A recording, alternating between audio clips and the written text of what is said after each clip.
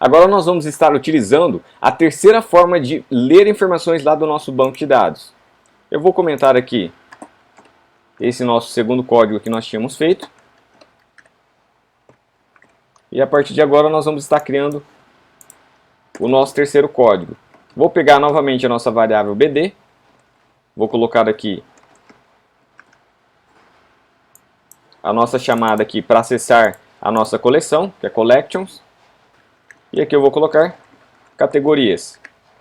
Agora aqui na frente eu não vou mais colocar o nome de um documento, porque nos outros dois códigos nossos, nós tínhamos colocado doc, depois aqui do comando collections, categorias. Aqui nós vamos fazer diferente. Nós já vamos colocar de forma direta aqui o nosso ouvinte. Porque esse nosso ouvinte aqui, ele vai fazer com que a gente pegue todas as informações que estão aqui dentro dessa pasta categorias. Ele é muito parecido com esse outro código aqui que nós tínhamos feito. Veja que nós utilizamos aqui o onSnapshot, porque o onSnapshot ele vai ser um ouvinte que vai sempre nos comunicar de qualquer alteração que acontecer lá dentro daquela pasta onde ele foi inserido. Então aqui nós estamos ativando esse ouvinte aqui para dentro dessa nossa pasta aqui, categorias. Aqui eu vou criar então uma variável chamada documentos. Então só esse códigozinho aqui, ele vai fazer com que essa variável documentos armazene todas as informações que estiverem aqui dentro de categorias. Então dentro dessa variável documentos, nós vamos ter a pasta 1 e vamos ter a pasta 2. Se nós tivéssemos mais 20 pastas aqui dentro, essa nossa variável documentos, ela teria 20 pastas armazenadas dentro dela, 20 informações. E como nós queremos pegar pasta por pasta, porque nós queremos acessar aqui o nome do primeiro item, queremos acessar aqui o nome do segundo item, e assim sucessivamente, então nós temos que percorrer agora essa nossa variável documentos. É como se ela fosse um array de informações. Então nós temos que fazer aqui um for. Aí nesse for, para que a gente consiga fazer ele da maneira correta, nós temos que colocar aqui documentos.docChanges e depois utilizar o nosso for each. E aqui dentro, criar uma outra função. E aqui eu vou colocar o nome de changes nessa nossa variável. Então, nessa nossa variável aqui, estão todas as nossas pastas que estão dentro aqui de categorias. E aqui essa variável changes, nós vamos percorrer pasta por pasta das que estão armazenadas aqui dentro dessa nossa variável documentos. Então nós vamos fazer um if aqui. Vamos pegar essa nossa variável changes. Vamos pegar aqui o tipo que ela possui e verificar se ela é igual a dd. Já vou explicar para vocês o que significa isso, tá? Aqui eu vou estar criando um outro. Aqui eu vou também estar criando outro. Aqui eu vou colocar de modificação. E aqui eu vou estar colocando de remoção. Agora, aqui dentro eu vou precisar criar uma variável. Vou chamar essa nossa variável de documento. Vou pegar aqui essa nossa variável changes e colocar aqui doc. Depois, aqui abaixo, eu vou criar uma outra variável chamada dados. E agora eu vou pegar a nossa variável documento e colocar data. Uma outra variável novamente, agora chamada chave. Vou pegar a nossa variável documento e colocar aqui ID. Feito isso, vou criar aqui um console.log e vou colocar aqui nome da pasta. E vou concatenar com essa nossa variável chamada key. Aqui embaixo eu vou fazer a mesma coisa.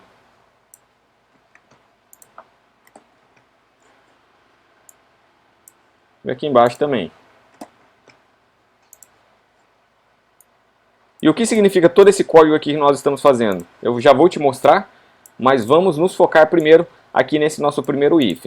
Então nós sabemos que esse código aqui, o onSnapshot, é um ouvinte que vai ser ativado para nos informar de tudo que acontece aqui dentro de categorias. Então aqui no nosso banco, se nós viermos aqui e trocar o nome de pizzas aqui, colocar mais algum nome aqui na frente e clicar em atualizar, esse nosso código aqui ele vai nos informar que houve uma alteração em nenhum dos itens que estão aqui dentro dessa pasta categorias. Então não interessa que se vão ter outras subcoleções, que vão ter outros campos mais à frente. Se estiver aqui dentro da pasta categorias, nós vamos ser informados. Então essa nossa variável documentos, como eu disse para vocês, ela vai conter a pasta 1 e a pasta 2, que são essas nossas duas pastas aqui. Quando nós fazemos aqui esse for each, quer dizer que nós queremos percorrer item por item do que essa nossa variável documentos está armazenando. Então na primeira vez que nós entrarmos aqui dentro, esse valor changes aqui, ele vai conter a pasta número 1. E na primeira vez que nós entrarmos aqui dentro, nós vamos cair aqui nesse if. Porque quando um item é lido pela primeira vez por esse nosso código aqui, ele sempre vai cair aqui no if. Então tanto a pasta 1 como a pasta 2, eles vão ser adicionados quando nós entrarmos aqui dentro. Eu vou até colocar aqui essa descrição também aqui, só para vocês terem essa noção. E já vamos fazer um teste para vocês entenderem melhor. Vou dar um Ctrl S aqui para salvar. Então, ao vir aqui para fazer o teste, olha só que interessante. Veja que ele deu um erro ali para nós. Vamos ver onde que está o problema. Veja que aqui nós esquecemos de colocar aqui o C. Pronto. Dar um Ctrl S. E vou atualizar. Olha só como foi chamado aqui o nosso primeiro if. O add. Então as nossas duas pastas elas caíram aqui nesse nosso primeiro if. Agora se eu vier aqui e alterar aqui o nome de pizzas e clicar em atualizar, olha só que legal, ele vai nos informar que a pasta número 2, olha só, ela foi alterada, porque ela caiu aqui dentro desse nosso segundo if que nós temos, que é esse if aqui. Então olha só que interessante, como que esse tipo de leitura aqui, ele é muito eficiente, porque se você pensar no seguinte, se nós tivermos 1000 pastas aqui dentro de categorias, se alguma delas for alterada, esse código ele vai nos informar, através desse trechinho aqui, que aquela pasta em específico foi alterada. Ele não vai precisar percorrer todos os itens novamente, para daí pegar aquele item que foi alterado e inserir em algum lugar do seu projeto. Não, ele vai nos informar somente aquele determinado item que foi alterado. Então perceba que quando as pastas são lidas pela primeira vez, elas vão cair todas aqui dentro desse nosso primeiro if. Depois que todas foram inseridas e alguma delas for alterada, aquela pasta que foi alterada, ela vai cair aqui dentro desse else if que vocês estão vendo, nos informando que somente aquele item lá foi modificado. Se nós viermos aqui agora e criarmos um outro item, vou criar aqui um bem rápido.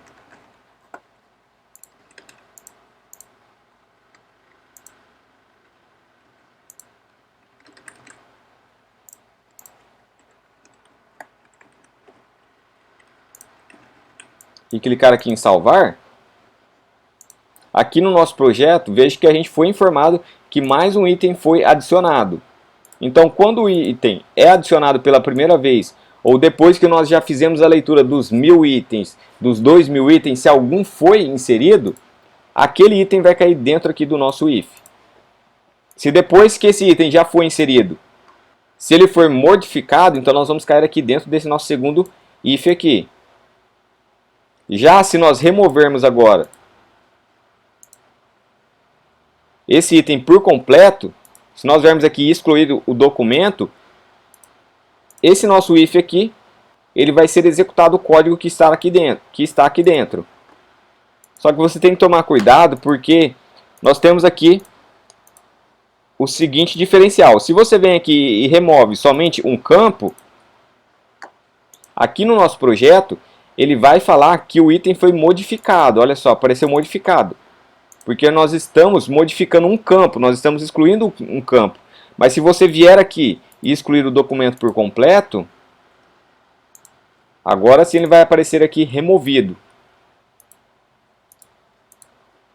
Então, através desse nosso tipo de leitura aqui, nós conseguimos trabalhar muito melhor com as nossas listas. Se você que já é aluno meu e já fez o módulo 2 do Real Time Database, você pode associar esse tipo de leitura aqui como sendo o nosso Shield Event Listener, que é o nosso ouvinte que vai ler toda uma lista e depois vai nos informar de quais itens daquela lista foram alterados ou foram removidos. E isso é muito interessante. Então perceba que aqui dentro, quando nós fazemos esse pequeno código aqui, changes.doc, é como se nós estivéssemos fazendo com que aquela variável, ela agora ficasse nesse formato aqui dessa variável doc. Olha só que interessante. Eu poderia até colocar aqui para vocês associarem melhor o nome dessa variável como doc. Ao fazer isso daqui, então, essa nossa variável doc, ela ficaria como se fosse essa daqui, ó. Então, o outro código que está aqui embaixo é o mesmo que está logo aqui. Você vai conseguir depois utilizar o doc.data, e se você quiser pegar o nome, você pode simplesmente fazer isso daqui sem problema nenhum. Se você depois quiser uma outra informação, como um ID, você também pode estar fazendo dessa forma aqui, que não tem problema nenhum. Então, entendendo esse conceito aqui de leitura de dados, agora sim nós podemos ler as informações e inserir na nossa tabela, tá? Mas é muito importante que vocês entendam esses 3 tipos de leitura aqui, para que vocês consigam trabalhar com esse tipo de código em qualquer projeto de vocês, tá bom? Então, quando você tiver um projeto onde você vai ter lista de informações, que nem nesse nosso, é aconselhável que você utilize esse tipo de leitura aqui, que daí nós vamos estar associando o nosso ouvinte a uma coleção de itens. Já se você quer ler um documento e ficar ouvindo as alterações que aquele documento possa ter, então você vai utilizar esse código. Se você quer fazer a leitura de um documento apenas uma única vez, então você vai utilizar esse código aqui.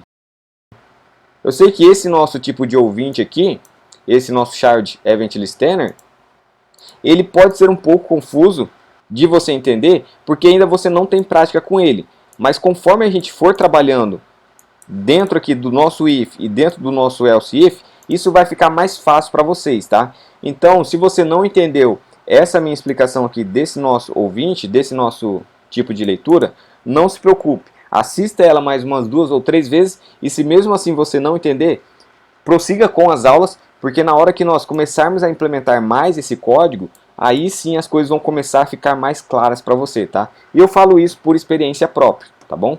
Então, a partir da nossa próxima aula, agora nós vamos começar a inserir os itens que nós estamos recuperando do nosso banco de dados para a nossa tabela aqui do nosso painel, tá bom? Então, até a nossa próxima aula.